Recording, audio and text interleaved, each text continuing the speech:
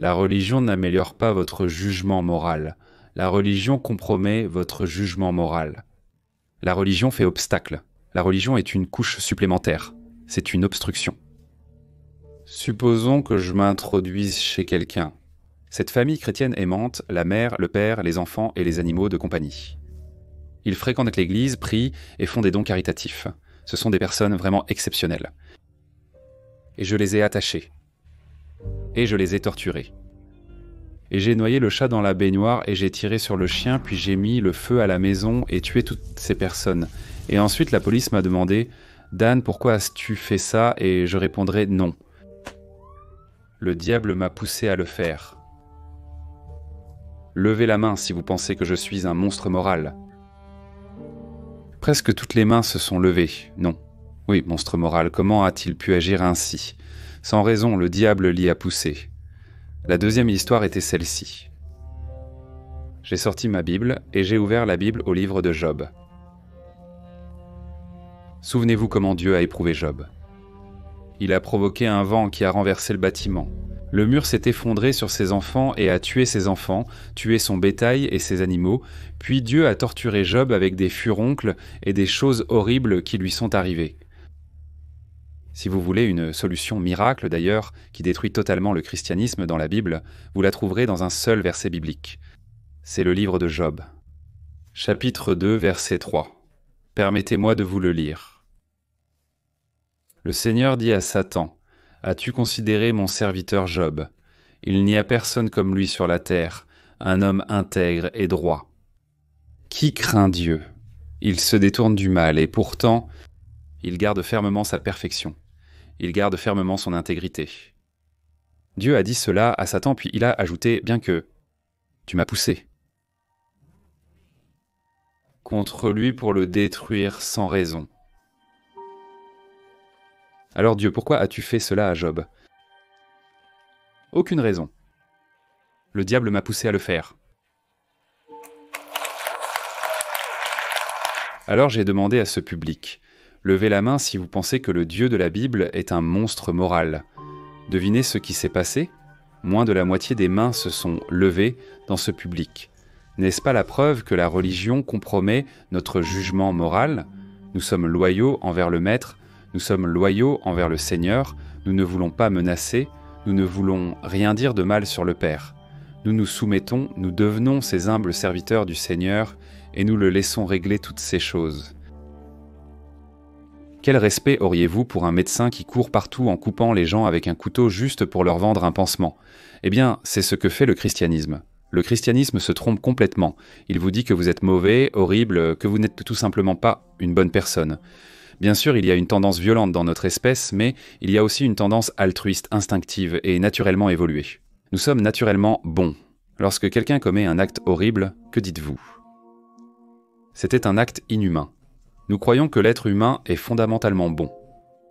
Nous, qui sommes hors du christianisme, ne présumons pas le pire de la nature humaine. Supposer le pire peut devenir une prophétie autoréalisatrice. On peut penser « je suis un terrible pécheur qui a besoin de se confesser à Jésus ». Mais nous pensons que puisque le salut est une fausse solution à un problème. Nous pensons que si le salut est le remède, alors l'athéisme est la prévention. Ne vous identifiez pas à la maladie, ne vous voyez pas comme un malade ayant besoin d'être sauvé. J'ai débattu contre un musulman dans le Queens, à New York.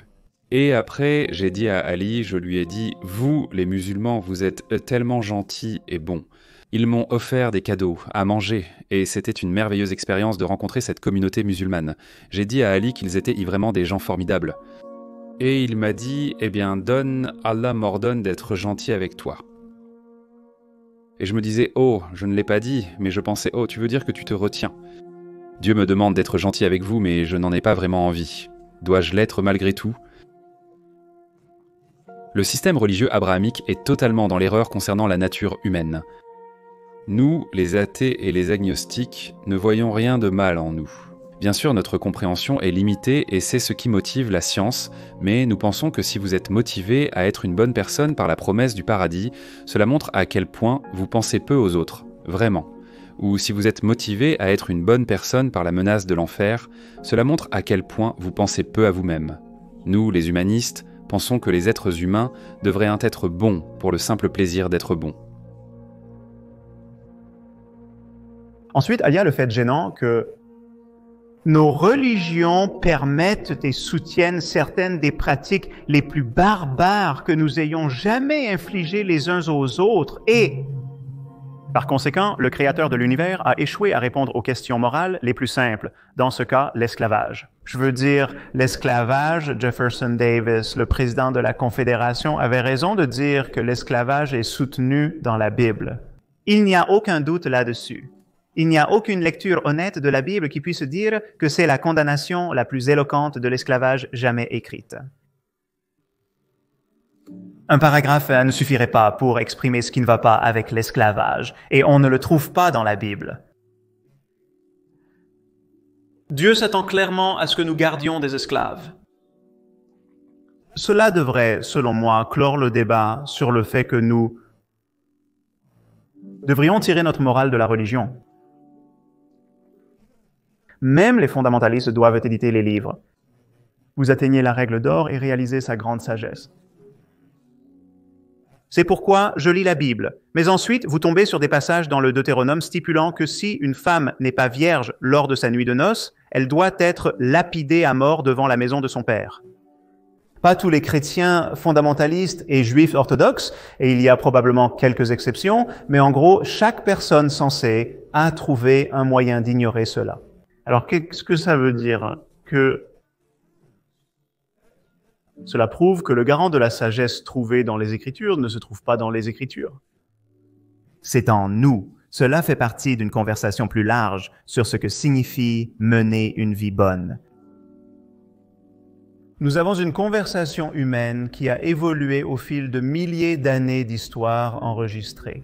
Et nous pouvons soit nous situer au 21e siècle en profitant de tous les outils que nous avons acquis ou de toutes les brillantes idées dont certaines proviennent de nos traditions religieuses, mais je pense que la règle d'or est presque ce que nous avons de mieux comme principe moral. Algorithme. Ce n'est pas Jésus qui l'a inventée, mais elle est peut-être mieux exprimée dans la Bible. Elle reflète nos intuitions sur ce que signifie être éthique à bien des égards. Et donc, une chose à souligner, c'est comment trouvons-nous la sagesse dans les Écritures? Nous la trouvons en nous basant sur nos propres intuitions éthiques. La Bible, dans le Deutéronome, dit que si votre épouse n'est pas vierge lors de la nuit de noces, vous devez la lapider à mort sur le seuil de la maison de son père. Vous reconnaissez que, au mieux, c'est au minimum irréaliste, probablement mauvais. Ça ne fait pas du bien. Alors vous tournez la page et puis vous tombez sur quelque chose comme les béatitudes et là, ça vous frappe. Ah, voilà la sagesse du christianisme, disons. C'est quelque chose. Vous êtes le garant de la moralité que vous trouvez dans les Écritures.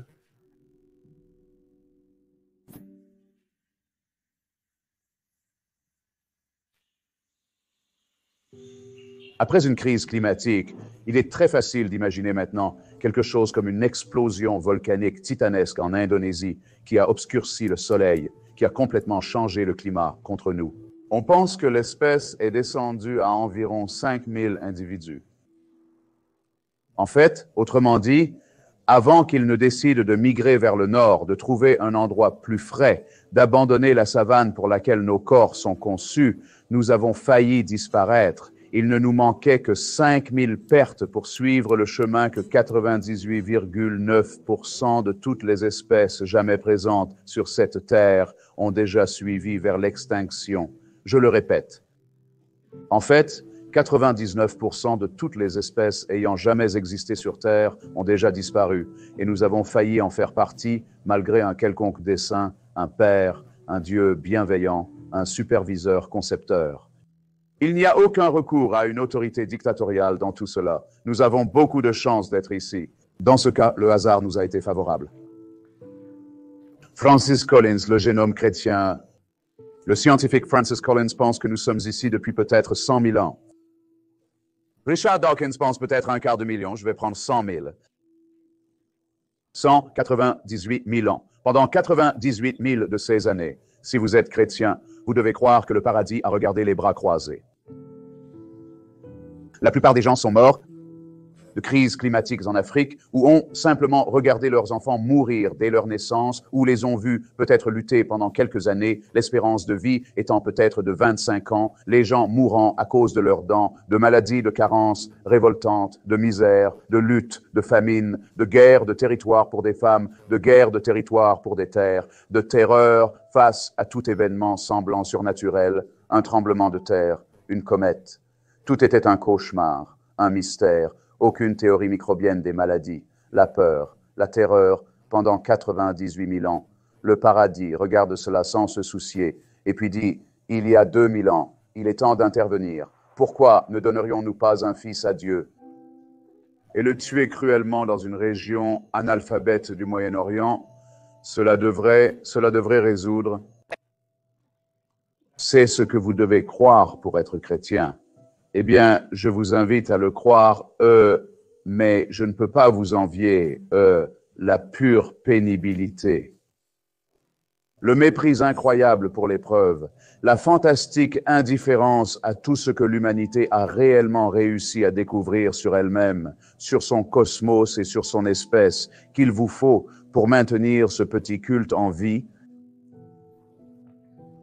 Voici une carte des religions du monde, telles qu'elles sont réparties à travers le globe. Et vous pouvez voir que cela est délimité aux frontières de nations. Maintenant, je pense que mon collègue et ami Richard Dawkins a été le premier à le souligner. Je suis sûr que j'ai obtenu cela de lui, que ce n'est pas ainsi que la vérité se répand à travers le globe. Cela devrait sembler suspect. La religion n'est pas dans le domaine de la vérité si c'est ainsi qu'elle est répartie. Le philosophe agnostique Paul Draper a récemment fait remarquer que si le théisme était vrai, on s'attendrait à ce que Dieu agisse dans le monde d'une manière que la science devrait prendre en compte. Un être tout-puissant qui cherche une relation d'amour avec l'humanité agirait probablement, d'une manière ou d'une autre, directement ou indirectement, comme un agent causal dans l'histoire de l'univers, et par conséquent, les récits scientifiques de cette histoire devraient prendre en compte ces actions.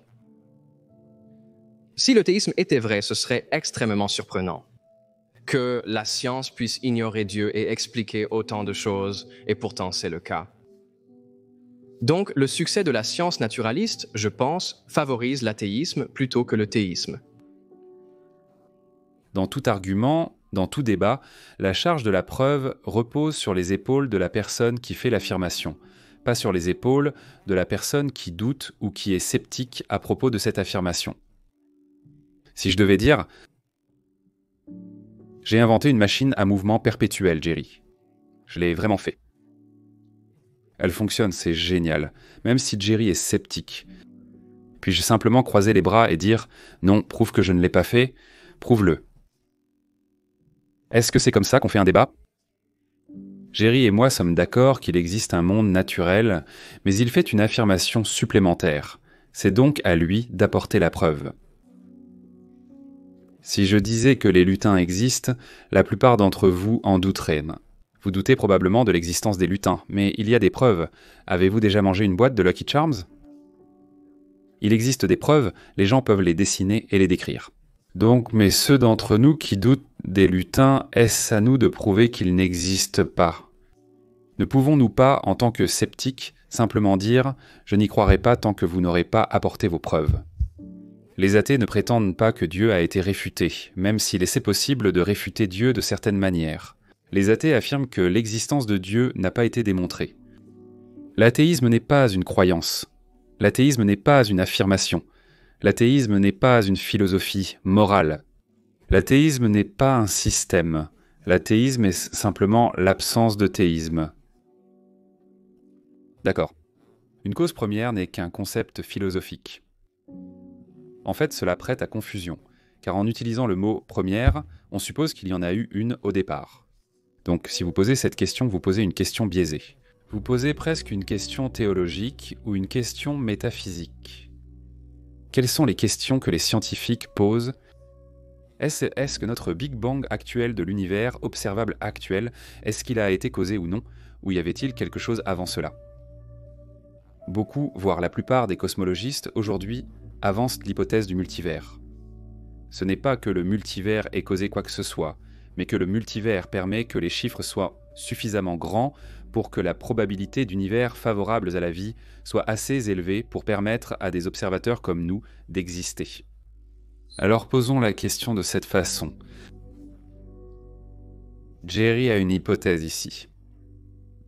Les scientifiques ont une hypothèse ici, le multivers, disons, où il y a d'autres hypothèses, comme la théorie des cordes ou autres, vous savez, et elles ne sont pas encore prouvées, pas plus que l'hypothèse de Jerry. Ces hypothèses émergent naturellement dans des mathématiques de l'inflation chaotique. Elles peuvent être modélisées mathématiquement, elles ne violent pas les lois de la nature, elles peuvent être définies de manière cohérente d'une certaine façon, leurs propriétés peuvent être définies. L'hypothèse de Jerry ne peut pas être modélisée mathématiquement, ni définie de manière cohérente. Elle ne suit aucune loi de la nature. Elle n'est même pas envisagée comme une hypothèse naturelle. Elle n'a même pas de définition cohérente. Permettez-moi simplement de vous demander, si vous avez ces deux hypothèses sur la table, laquelle pensez-vous sera la plus susceptible d'être la réponse à l'avenir ? Une hypothèse naturaliste que vous pouvez comprendre, que vous pouvez définir, qui est cohérente, qui peut être modélisée mathématiquement, ou une qui ne possède rien de tout cela. Donc, ce que vous nous demandez, c'est de sortir de la science. Le multivers n'est peut-être pas vrai, mais pour l'instant, vous devez admettre que la plupart des cosmologistes le présentent comme une hypothèse scientifique valable qui peut être testée et réfutée, alors que la vôtre ne le peut pas.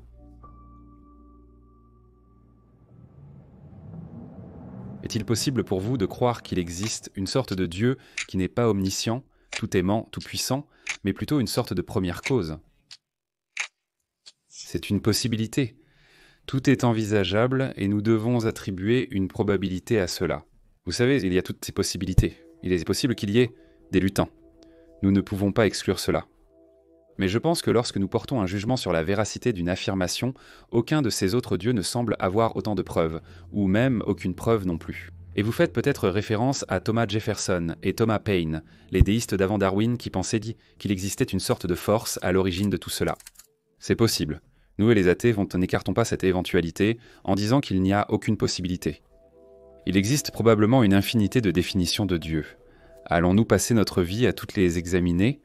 Si le Dieu de la Bible est un être bon, aimant, omniscient et personnel, je sais que ce Dieu n'existe pas. Mais cela n'exclut pas, comme tu le dis, d'autres dieux possibles, mais c'est à celui qui avance l'existence de ce Dieu d'en apporter la preuve. Je n'ai pas à réfuter l'existence de tous ces dieux. Si quelqu'un veut m'en présenter un, des lutins par exemple, eh bien c'est à lui d'en apporter la preuve. Je ne peux pas simplement dire que je ne vais pas croire. Vous me le prouvez, et je jugerai les preuves comme je l'entends.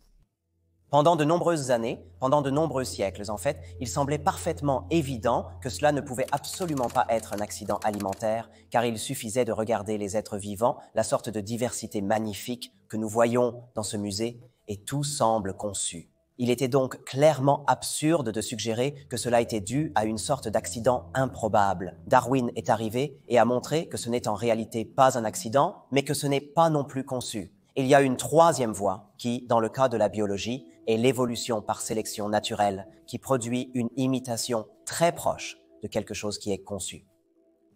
Ce n'est pas conçu. Maintenant, nous savons et comprenons comment cela est arrivé. Mais ça a l'air très conçu. Le cosmos attend toujours son Darwin. Nous ne savons pas encore comment les lois de la physique sont apparues, comment les constantes physiques sont apparues. Nous pouvons donc encore nous interroger, est-ce un hasard ou une conception délibérée ? L'analogie avec la biologie pourrait nous décourager d'être trop confiants dans l'idée que c'est conçu, car nous nous sommes déjà brûlés les doigts avant le 19e siècle en pensant que la biologie, qui semble tellement plus manifestement conçue, nous a déjà induits en erreur à ce sujet. Maintenant, dans le cas du cosmos, accident fortuit ou conception, le point que j'ai répété maintes fois est que même si nous ne comprenons pas comment il est apparu,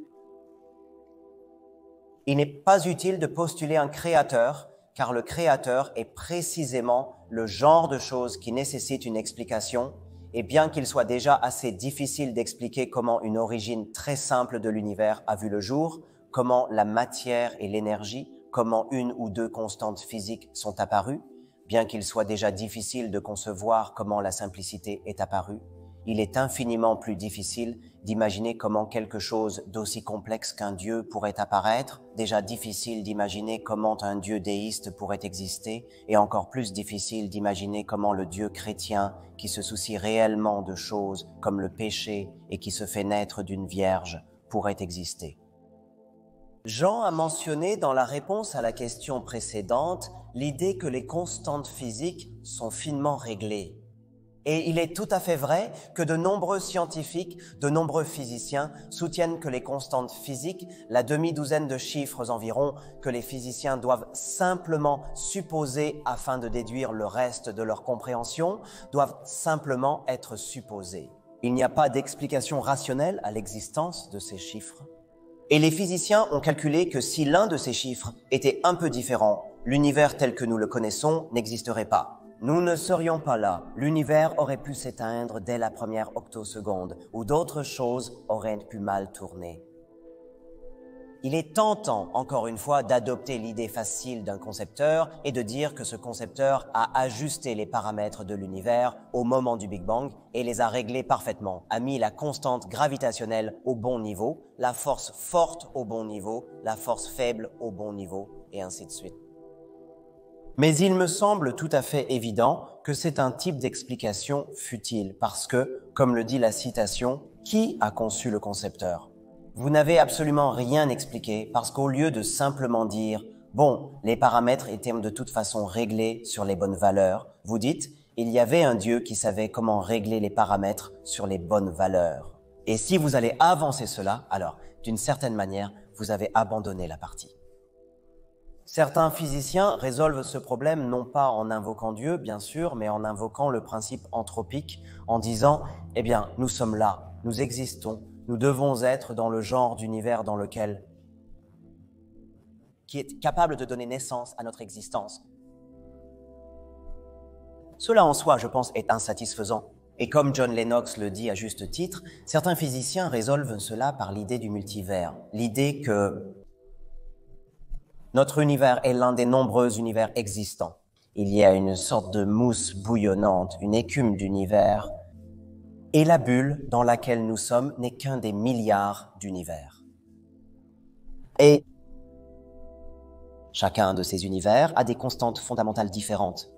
La plupart d'entre eux ont des constantes fondamentales qui ne conviennent pas pour donner naissance au genre de permanence, au genre de chimie, aux conditions qui permettent à l'évolution biologique, à l'évolution darwinienne, d'avoir une chance de démarrer. Une infime minorité de ces univers possède ce qu'il faut pour permettre l'émergence de l'évolution darwinienne, puis de la chimie et enfin de l'évolution. Et cette infime minorité doit inclure l'univers dans lequel nous nous trouvons, puisque nous sommes ici. Le principe anthropique, le principe selon lequel nous devons être dans un univers capable de nous donner naissance, ajouté au principe du multivers, fournit au moins une explication provisoire, une explication satisfaisante, d'une manière qu'un créateur ne pourrait jamais être une explication satisfaisante pour la raison que j'ai donnée. Une fois que nous nous sommes retrouvés dans un univers capable de générer des étoiles, capable de générer la chimie et, en fin de compte, capable de générer l'origine de la vie, alors l'évolution biologique prend le relais et maintenant, nous sommes sur la bonne voie. Maintenant, nous comprenons ce qui s'est passé. Une fois que l'évolution biologique démarre, il devient facile de comprendre la plupart de ce qui est difficile. Le plus grand défi pour comprendre l'univers réside dans l'extrême complexité de la vie. C'est cela qui impressionne vraiment les gens. C'est pourquoi la plupart des gens qui croient en Dieu parce qu'ils regardent le monde vivant et voient à quel point il est impressionnant. Donc, ce niveau d'impression est complètement détruit par Darwin. Et Darwin, bien sûr, n'explique pas l'origine de l'univers. Pour cela, j'invoque le principe anthropique et le multivers. Moins satisfaisant, certes, mais la science progresse. Une chose dont vous pouvez être absolument certain, c'est qu'un concepteur créatif ne peut pas être une explication satisfaisante. Religieux. Les explications qui se contentent de dire que Dieu l'a fait sont intellectuellement paresseuses. Je n'utiliserai pas un terme plus fort que cela, mais je pense vraiment qu'elles sont paresseuses parce que, je veux dire, qu'est-ce que cela signifie comme explication ? Vous restez là à dire que Dieu l'a fait, et tout le monde prétend alors comprendre. Les explications religieuses sont faciles à accepter pour ceux qui ne réfléchissent pas. La science est difficile à accepter parce qu'elle demande beaucoup de réflexion. Il faut vraiment analyser en détail les processus par lesquels un événement se produit. On ne peut pas simplement dire « et Dieu l'a fait ». Il faut aller en profondeur en biologie, s'intéresser, si vous voulez, à la chimie de l'organisme. En chimie, on s'intéresse à la physique des processus sous-jacents. Et j'admets que peut-être en physique, il faut aller jusqu'à la structure mathématique sous-jacente, quoi que je veuille dire par là. C'est un travail sacrément difficile et il faut s'y consacrer, mais c'est bien plus satisfaisant d'arriver au bout d'une explication que cette manière extraordinairement paresseuse de faire semblant d'expliquer en disant « et abracadabra, Dieu l'a fait ». Je veux dire, c'est intellectuellement corrompu. L'argument du dessin était autrefois un argument assez puissant. C'est l'argument de l'horloger. Dans son livre « L'horloger aveugle », Richard Dawkins affirme que, vous savez, si les choses se produisent par l'évolution, comment pourraient-elles toutes s'assembler aussi bien? On dirait que tout fonctionne bien dans l'univers. Il y a des signes que certaines choses ont été conçues. Il est certain que les gens du passé pensaient que les animaux avaient été créés pour que nous les mangions et pour que nous portions leur peau. Et il montrait bien d'autres choses dans la nature, comme le fait que si l'eau ne se dilatait pas en gelant, alors les étangs gèleraient complètement et les poissons mourraient, et ainsi de suite. Il y a des choses que les gens considéraient comme magnifiquement conçues, y compris nos propres organes et ceux des animaux qui semblent avoir certaines fonctions et certains buts. Mais bien sûr, maintenant que nous comprenons la théorie darwinienne de l'évolution, cet argument est tombé en discrédit. Nous comprenons bien mieux comment il se fait que nous ayons certains organes, comment il se fait que des êtres existent, qu'ils ont évolué sur des périodes à peine imaginables. Seuls ceux qui étaient effectivement adaptés à leur environnement et pouvaient survivre et se reproduire ont laissé des descendants qui sont encore parmi nous, et je pense que les archives fossiles le montrent maintenant.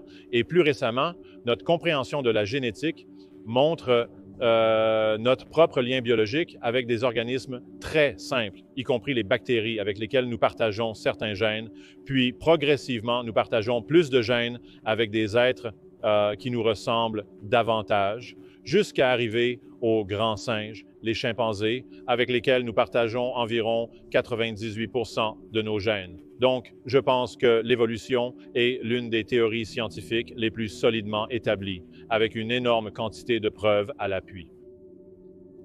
Et nous n'avons donc pas besoin de l'argument du dessin pour expliquer comment l'univers en est arrivé à être tel qu'il est. Donc, les arguments en faveur de l'existence de Dieu ne me semblent pas solides. Il est intéressant de noter que ces arguments sont tombés en discrédit il y a longtemps dans la tradition protestante. Ainsi, les protestants ont commencé à désavouer ces arguments et à dire que ce qui compte vraiment, c'est la foi. Mais qu'est-ce que la foi? La foi, c'est simplement croire en quelque chose pour lequel on n'a ni argument rationnel ni bonne preuve. Je sais que John est mathématicien de formation, donc je suis sûr qu'il connaît le mathématicien et philosophe du 19e siècle, William Clifford, qui a écrit un très bel essai sur la foi en utilisant comme analogie un armateur qui s'apprêtait à envoyer en mer un navire rempli d'immigrants. On peut imaginer qu'il venait s'aller en Australie, non, si vous voulez, puisque de nombreux immigrants ont effectivement quitté l'Angleterre au 19e siècle pour l'Australie. Et comme nous le savons, il suffit d'aller sur la Great Ocean Road pour trouver de nombreux endroits où certains de ces navires ont fait naufrage et sombré avec de grandes pertes humaines. Par exemple, autour de Lockhart, mais cet armateur que Clifford imagine n'est pas certain que son navire soit suffisamment en état de naviguer pour effectuer le long voyage et amener les immigrants vers la Nouvelle-Terre. Mais il y réfléchit et il se dit, après tout, il y a une providence divine, et comment une providence divine pourrait-elle permettre à ces braves gens qui allaient établir leur avenir, hommes, femmes et même des enfants, qui sont au moins innocents de tout péché, comment pourrait-elle leur permettre de se noyer en route vers le nouveau monde? Donc, j'aurai foi en Dieu, et je ne prendrai pas la peine d'inspecter le navire pour voir s'il est en état de naviguer, parce que j'ai foi qu'il atteindra l'Australie. Eh bien sûr, comme je l'ai dit, nous savons que certains navires n'y sont pas parvenus, et nous reprocherions cela à cet armateur en disant « On ne peut pas simplement avoir la foi de cette manière, il faut vérifier les preuves, il faut examiner la situation. » La foi de l'armateur aurait mis des vies en danger, et malheureusement, dans le monde réel aujourd'hui, la foi met aussi des vies en danger.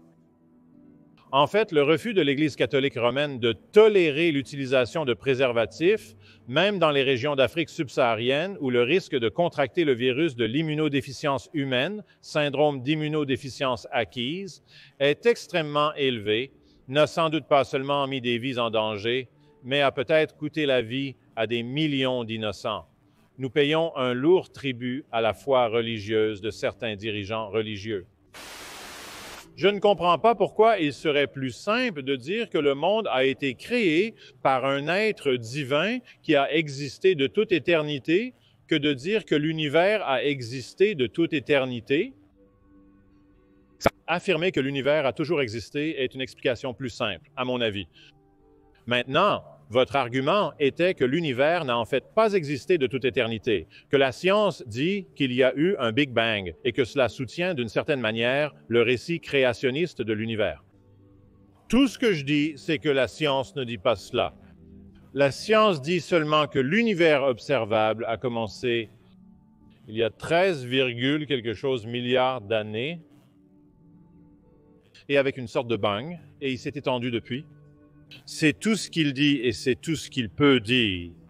Donc, je dis simplement qu'il n'y a aucun argument ici pour croire que votre hypothèse qu'il a été créé par un être divin n'est en aucune meilleure position que l'hypothèse selon laquelle il a toujours existé. Oui, nous sommes des primates darwiniens. Nous sommes, c'est-à-dire des primates qui ont évolué à partir d'autres primates. Je pense que cela est établi scientifiquement. Selon ma compréhension, Ganesh ne le conteste pas.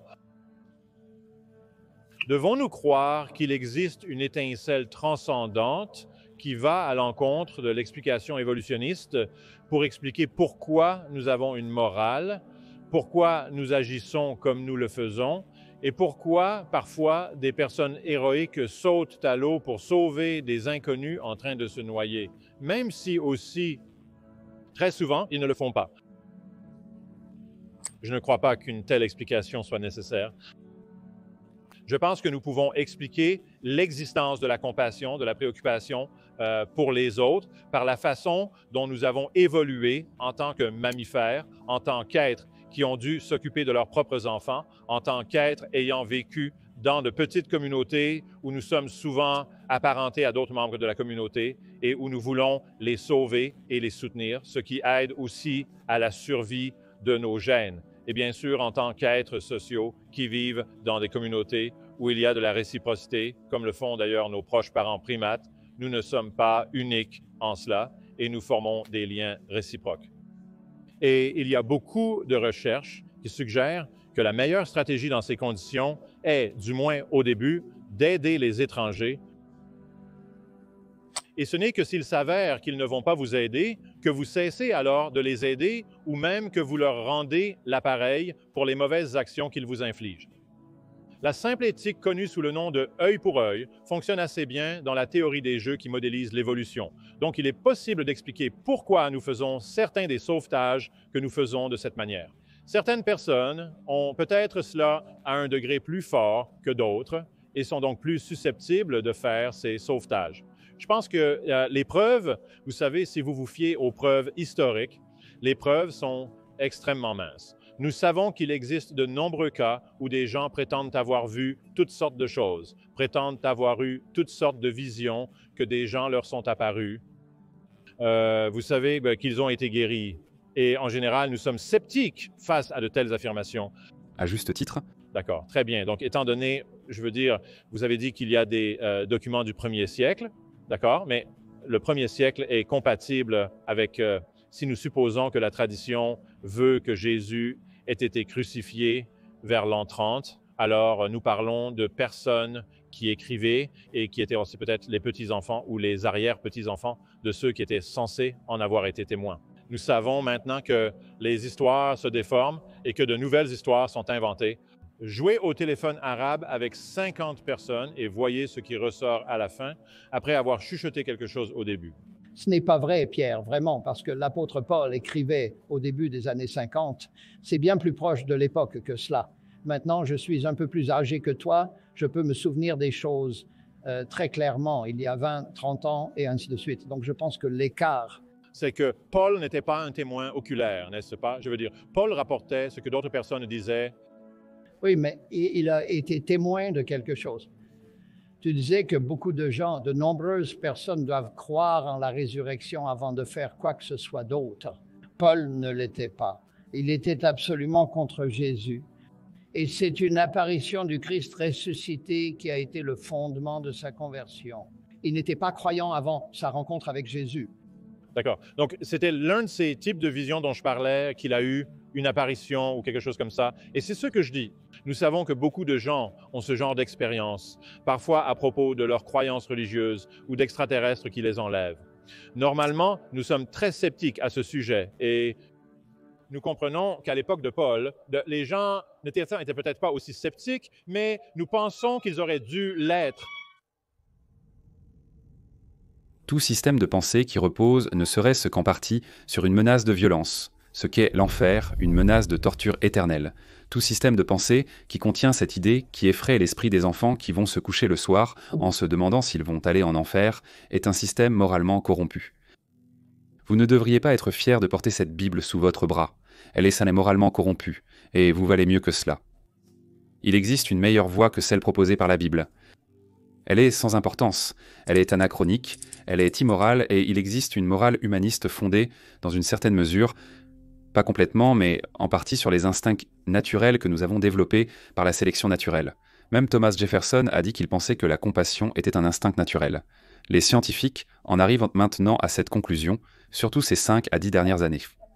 Il existe toutes sortes d'explications scientifiques sur l'origine de l'altruisme réciproque. Nous pouvons l'observer chez d'autres espèces, nous pouvons l'observer en nous-mêmes, et la plupart d'entre nous se situent quelque part sur cette courbe en cloche. Certains d'entre nous sont des saints, d'autres des pécheurs, si je peux emprunter ces mots, mais la plupart d'entre nous se trouvent quelque part au milieu. En tant qu'êtres humains, nous savons ce que signifie être moral sans avoir à consulter les 10 commandements venus d'une montagne sacrée, dont seulement 3 sont pertinents pour la loi américaine moderne. 7 sont insignifiants, les 4 premiers sont hors sujet concernant l'éthique. C'est un mauvais système de loi, et nous pouvons réfléchir par nous-mêmes et nous élever au-dessus de cela.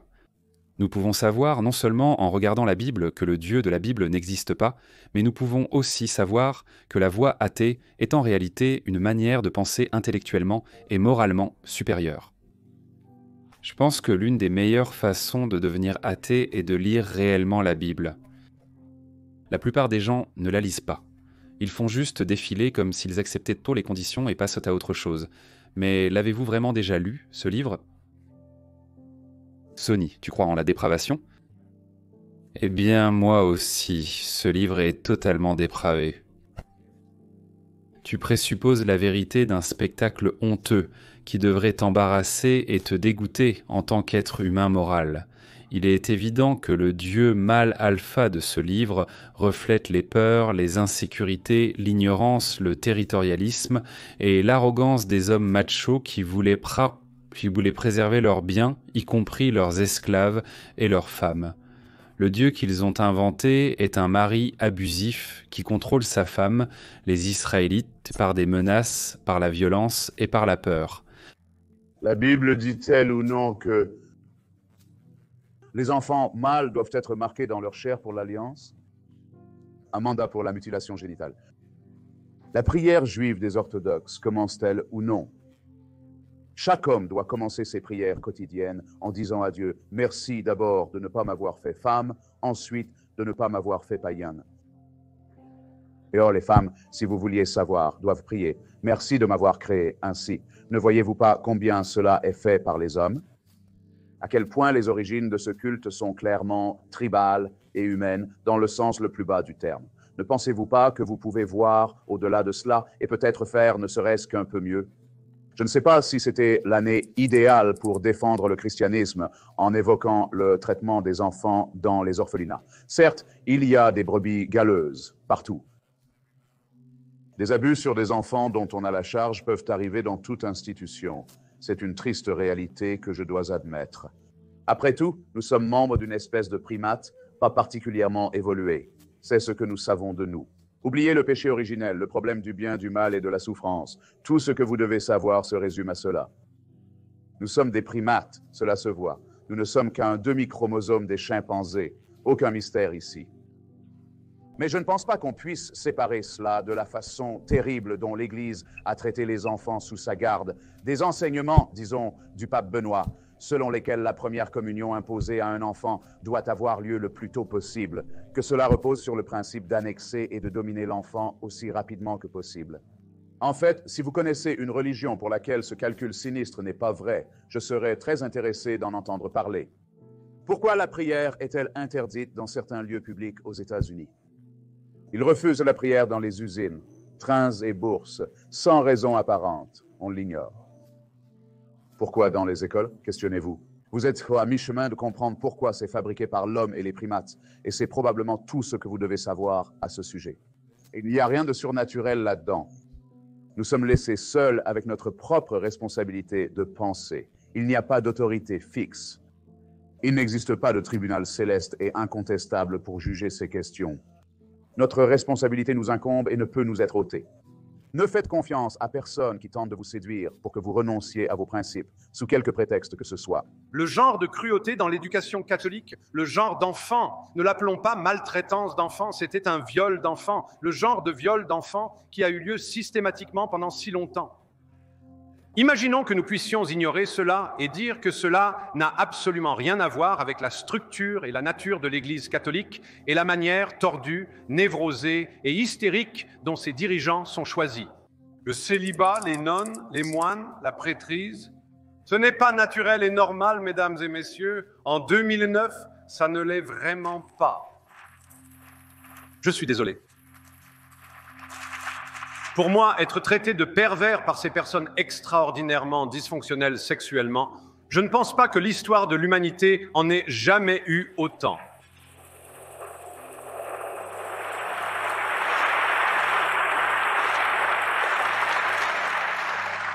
Je dois dire que ce n'est pas un problème qui est nécessairement permanent. J'aime croire que dans 10 ans, je pourrai revenir et défendre l'opposé, même si j'ai parlé de l'histoire et des problèmes structurels de cette institution maudite, de la cruauté et de la désagréabilité qu'elle cause dans le monde entier. Je n'ai pas encore abordé l'un des sujets qui me tiennent le plus à cœur. J'ai réalisé 3 documentaires sur le syndrome d'immunodéficience acquise en Afrique. J'ai une affection particulière pour le pays qu'est l'Ouganda. C'est l'un des pays que j'aime le plus au monde. Il y a eu une période où l'Ouganda avait le taux d'incidence du virus de l'immunodéficience humaine, syndrome d'immunodéficience acquise le plus élevé au monde. Je suis allé à Rakhine, le village où il a été vu en premier.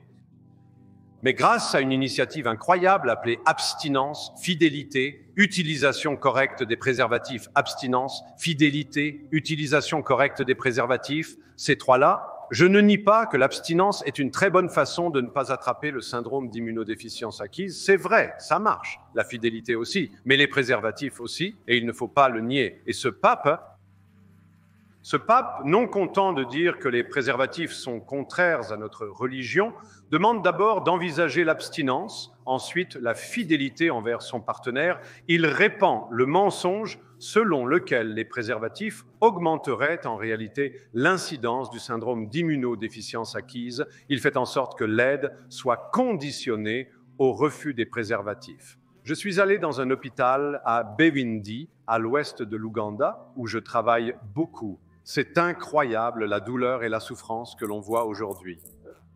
Oui, c'est vrai, l'abstinence l'empêchera, c'est ce qui est étrange avec cette Église. Elle est obsédée par le sexe, complètement obsédée. Maintenant, ils diront que nous, avec notre société permissive et nos blagues grossières, sommes obsédés. Non, notre attitude est saine. Nous apprécions cela. C'est amusant, c'est joyeux parce que c'est une impulsion primaire. Cela peut être dangereux, sombre et difficile. C'est un peu comme la nourriture à cet égard, et même encore plus excitant. Les seules personnes qui sont obsédées par la nourriture sont les anorexiques. Et les personnes obèses morbides, et en termes érotiques, c'est l'Église catholique en résumé. Je ne peux pas prouver définitivement l'inexistence de Dieu. Cependant, je peux affirmer avec certitude que je ne voudrais pas vivre dans un univers où il existe, car je trouve la question du sens intéressante. Si la science nous dit que l'univers n'a pas de sens, de but ou de signification objectif, cela me convient. Est-ce que cela rend nos vies dénuées de but et de sens? Absolument pas, bien au contraire. Le but et le sens de nos vies sont ceux que nous créons nous-mêmes. Cela rend ce que nous faisons encore plus important. Cela rend la compassion que nous montrons aux autres encore plus importante. Nous ne sommes pas dirigés par un Saddam Hussein cosmique qui, dans de nombreuses religions, vous condamne à la torture non seulement pendant votre vie, mais pour l'éternité. Vous le faites parce que nous tirons du sens et en fait la reconnaissance, non pas de la religion, que tous les humains ont une dignité égale, mais de la science, que nous sommes tous une espèce commune, en fait, qu'il n'y a rien de sacré, que nous créons la compassion et l'action, et en fait, que les humains ne sont pas différents des autres animaux, dans le sens où nous sommes des espèces évoluées. Et nous devons réaliser que nous partageons la Terre avec eux. Et en fait, ces idées nous permettent d'aborder les véritables problèmes du XXIe siècle. Et si nous continuons à revenir à ces mythes médiévaux ou plus anciens, nous n'y répondrons pas. En fait, je prends un peu ombrage aux remarques de la sœur parce que je ne pense pas que quoi que ce soit qu'elle ait dit ait un rapport avec la religion. Elle a affirmé que les personnes religieuses usurpent la dignité et la compassion envers autrui après avoir compris ces valeurs. D'après eux, sans être religieux, tu ne peux pas avoir tout ça. Mais toutes ces idées viennent d'une vision rationnelle de qui nous sommes et de la façon dont nous devrions nous comporter avec les autres. Le meilleur exemple de tolérance et d'ouverture entre les cultures auxquelles je peux penser se trouve tout près d'ici, à Genève, au Grand Collisionneur de Hadron. Une machine a été construite par des personnes de 100 pays, parlant une douzaine de langues, avec de nombreuses religions et cultures différentes. Ils construisent des dispositifs devant fonctionner au micromètre près. Et ça fonctionne parce que la science rassemble les gens. La science nous dit que nous sommes une espèce commune et que nous pouvons travailler ensemble pour rendre le monde meilleur. Et je vais conclure par une citation. Je ne vais pas la chanter, vous en serez ravis. Donc, d'après Jacob Bernowski, il a dit, vous savez, le monde est imprégné de science de part en part. Et vous ne pouvez pas en faire un jeu simplement en choisissant un camp. Que cela nous plaise ou non, le monde est régi par la science, le monde physique, et si nous voulons faire face à nos vrais problèmes, nous devons accepter ce que la nature nous dit au lieu d'imposer nos croyances à la nature. Beaucoup, voire la plupart des chrétiens, sont de bonnes personnes. Beaucoup d'entre eux ont enrichi le monde de belles manières. Beaucoup d'entre eux parlent de paix, d'amour, de charité et de compassion, et nous applaudissons cela. En fait, beaucoup d'entre nous défilent donc dans les mêmes manifestations que les chrétiens pour ces causes qui rendent le monde meilleur. Personne ne nie que les chrétiens ont été bénéfiques pour le monde. Personne ne le nie. La question est, le christianisme est-il bénéfique pour le monde? On pourrait dire la même chose à propos du Dalai Lama. On pourrait dire la même chose à propos des musulmans. Les musulmans sont de bonnes personnes. Ils ont enrichi le monde de nombreuses façons. Les juifs et les hindous sont des personnes charitables et pacifiques. Ils ont accompli des choses merveilleuses. Mais ce que nous faisons en disant cela, c'est que nous séparons des religions ces aspects de bonté et de charité qui sont communs à toute l'humanité. Ils sont communs à toutes les religions, ce qui signifie que ce ne sont pas des valeurs religieuses. Ce sont des valeurs humaines dont nous parlons. D'où vient votre moralité si nous ne sommes que des molécules en mouvement? Qu'est-ce que la moralité? Qui dit que nous ne sommes que des molécules en mouvement? Vous êtes matérialiste. Que pourriez-vous être d'autre? Nous sommes des primates assez évolués qui ont un besoin inné et une reconnaissance de la solidarité humaine. Appelez cela de la morale si vous voulez. Je le ferai. Ce ne sont que de bonnes personnes, mais beaucoup de gens, ils disent « nés à l'image de Dieu », naissent comme des psychopathes et des sociopathes. Ils ne ressentent pas ce besoin et prennent même plaisir à le violer. Je ne sais pas comment cela s'inscrit dans le plan de Dieu, mais c'est ainsi que cela a été formulé. Livrés à eux-mêmes, les bonnes personnes feront autant de bien qu'elles le peuvent. Les gens malveillants feront autant de mal que possible. Pour pousser une bonne personne à faire le mal, rendez-la religieuse. Oui, tout, y compris nous, est constitué d'atomes. Nous ne sommes que des molécules, de l'acide désoxyribonucléique et des produits chimiques.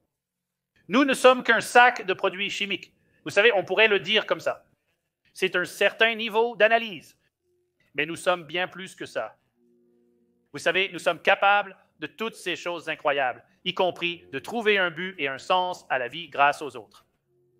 L'au-delà importe peu, nous vivons dans le présent. Nous prenons soin les uns des autres, nous nous aimons les uns les autres. Nous avons un but en interagissant les uns avec les autres. C'est très humain et c'est très précieux.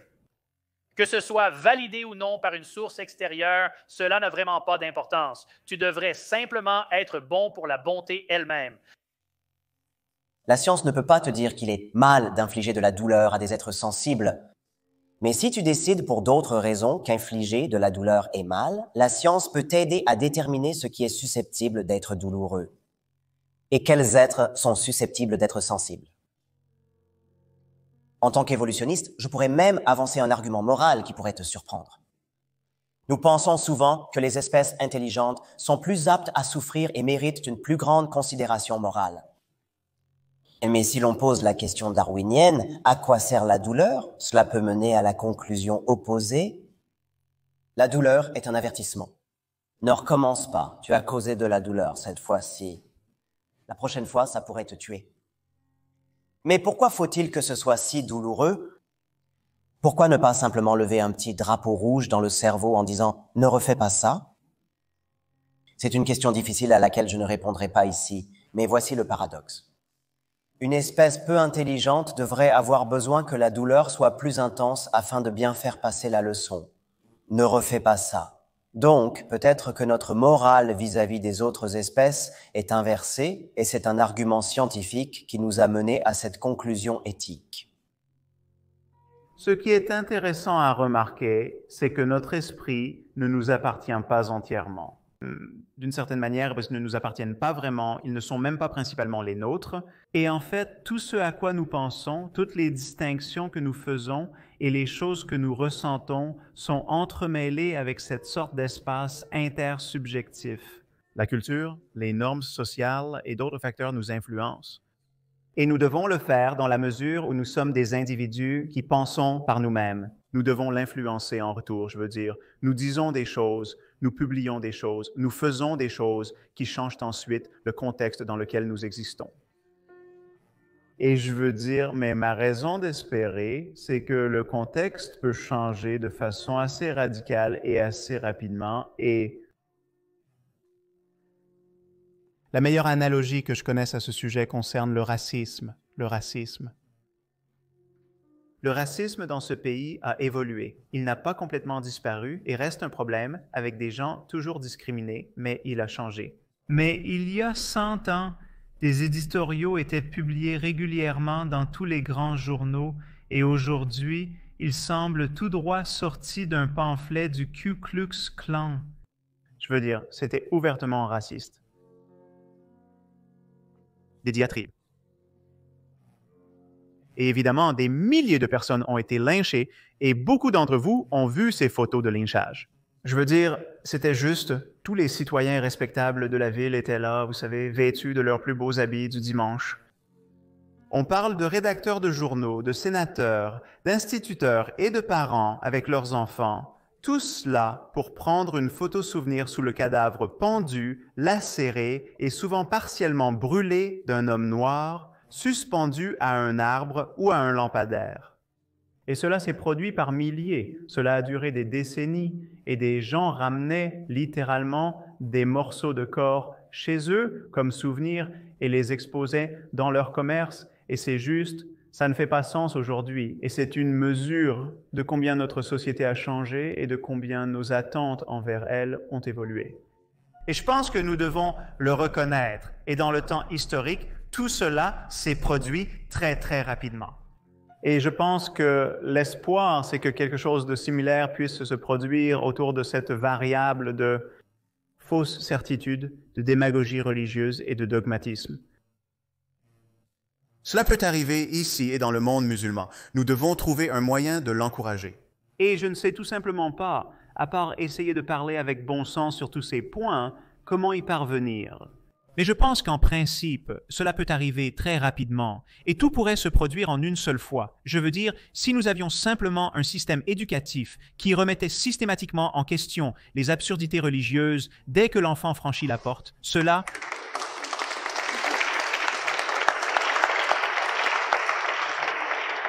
ne survivrait probablement pas à la collision. Et ça, c'est soit le système éducatif, soit les absurdités. L'un des deux céderait, je pense. Le problème que j'ai avec la religion, à tous les niveaux du spectre, des modérés aux extrêmes, c'est qu'elle constitue un refus permanent de la possibilité de développer une discussion véritablement rationnelle, moderne et ouverte sur la nature de notre subjectivité, sur la possibilité d'une éthique et d'une spiritualité réellement conformes à notre rationalité telle qu'elle existe aujourd'hui. Toute personne religieuse, toute personne qui s'engage à rester chrétienne, juive ou bouddhiste donne essentiellement une approbation tacite aux divisions religieuses dans notre monde et dit en substance que nous avons besoin d'une certaine dose de mythologie. Nous avons besoin d'une certaine part de contes de fées. Nous devons parfois faire semblant de savoir des choses que nous ne savons pas. Et c'est tout simplement faux. Les croyances ont des conséquences. Et les croyances religieuses, devraient être soumises au même type de pression conversationnelle que toutes les autres croyances. Et ce tabou qui accorde un passe-droit aux croyances au nom de Dieu dans notre discours doit être levé. Y a-t-il aujourd'hui une cause commune à laquelle vous pensez que la science et la religion pourraient s'allier pour servir? Le problème avec votre affirmation est que vous considérez la science comme une entité unique. Ce n'est pas une chose, c'est un processus. Ce processus consiste à réfléchir au fonctionnement du monde et à distinguer le sens du non-sens, à séparer le vrai du faux. Cela est contraire à la religion. Il ne s'agit pas d'une réunion entre la Russie et les États-Unis pour une quelconque raison. Il est vrai qu'il existe deux façons différentes d'aborder le monde. Je pense que la question que vous posez déforme ce qu'est la science. La science n'est pas une chose. C'est sans doute la plus grande incompréhension de la science. Je viens ici à ces événements pour essayer de parler du processus scientifique parce que je pense que c'est un processus important qui rend le monde meilleur. Sinon, je ne perdrai pas mon temps. Et le processus scientifique est tout simplement différent du processus religieux. Et le processus scientifique fonctionne. Il a changé le monde. L'entreprise scientifique consiste à rechercher activement les lacunes dans nos connaissances, à rechercher l'ignorance afin que nous puissions travailler pour combler cette ignorance. Mais la religion nous enseigne à nous contenter de ne pas vraiment comprendre. Pour chacune de ces questions difficiles qui se posent, la science dit « D'accord, retroussons nos manches et travaillons dessus ». La religion affirme que Dieu est responsable de tout et qu'il n'est pas nécessaire de chercher plus loin. C'est aussi simple que cela. Nous n'avons pas de force motrice qui nous pousse à essayer de comprendre. La religion étouffe l'impulsion de comprendre parce qu'elle fournit une explication facile, évidente, apparente, bien que, comme nous le verrons plus tard dans la soirée, ce ne soit pas vraiment une explication, et elle empêche de poursuivre le travail sur le problème. Maintenant, la science ne sait pas tout. C'est donc l'une des gloires de la science que de savoir ce que nous ne savons pas. Et nous travaillons sur ce que nous ne savons pas. Nous essayons de réduire ce que nous ne savons pas. C'est un travail difficile. Nous ne nous dérobons pas en disant « Oh, si tu rencontres un problème difficile, c'est la magie qui l'a fait » ou « c'est Dieu qui l'a fait ». Non, nous ne disons pas cela. Nous disons « Voilà, c'est un problème à résoudre ». Il se peut qu'il ne soit pas résolu ce siècle-ci, il le sera peut-être au siècle suivant ou encore après. Mais nous ne nous contentons pas de baisser les bras et d'abandonner en disant « Eh bien, ça doit être de la magie », parce que nous ne le comprenons pas encore. Je prendrai Charles Darwin comme modèle pour l'ensemble de la science. Parce que avant l'arrivée de Charles Darwin, toute la vie, la complexité de la vie, la beauté de la vie, l'élégance de la vie, l'apparente conception de la vie semblait magique et tout le monde pensait que c'était de la magie. Tous croyaient que Dieu l'avait créé tant c'était compliqué et élégant. C'était vraiment le gros problème. C'était un problème bien plus important que celui de l'origine de la vie ou que celui de l'origine du cosmos. Charles Darwin a résolu ce problème. Tous les scientifiques le savent maintenant. Charles Darwin a résolu ce problème, nous offrant ainsi une sorte de parabole qui n'envisage même pas d'abandonner. S'il n'y a jamais eu un moment où il fallait abandonner, c'était bien dans le cas de la biologie. Parce que la biologie était vraiment un problème difficile, un problème ardu. Darwin l'a résolu. Maintenant, il nous reste un ou deux autres problèmes, comme l'origine de la vie, l'origine du cosmos, l'origine des lois de la physique. Sans aucun doute, des physiciens présents ici peuvent en citer d'autres. Darwin nous donne une leçon qui dit « N'abandonnez pas, parce que si Darwin a pu résoudre le problème vraiment difficile, qui était la vie, alors nous avons toutes les raisons d'espérer que la science le résoudra aussi pour les autres problèmes à la fin. » Et même si ce n'est pas le cas, même si la science ne résout jamais tous les problèmes, cela ne justifie en rien de dire « Eh bien, c'est la magie qui l'a fait ». Il y a de nombreuses raisons de penser que les gens sont à un certain niveau programmés pour chercher des causes là où il n'y en a pas, pour chercher un dessein là où il n'y en a pas. Il existe des prédispositions naturelles ancrées en nous que la science tente de dépasser. Ces prédispositions naturelles à croire que les coïncidences sont significatives doivent être vérifiées, observées et contrôlées. En réalité, nous sommes les plus susceptibles de nous tromper nous-mêmes. En tant que scientifique, j'ai vu d'innombrables articles où des gens s'apprêtaient à publier en annonçant avoir découvert quelque chose d'extraordinaire. Mais ensuite, sont assez bons. Après vérification, ils découvrent que c'était un simple accident. Cette réaction est une tendance humaine naturelle, pas déraisonnable à mon sens. Donc, là où la science est remplie de doutes, de scepticisme, de volonté d'apprendre, d'ouverture à la correction, la foi est exactement l'opposé. D'ailleurs, les scientifiques, excellent à dire, je ne sais pas.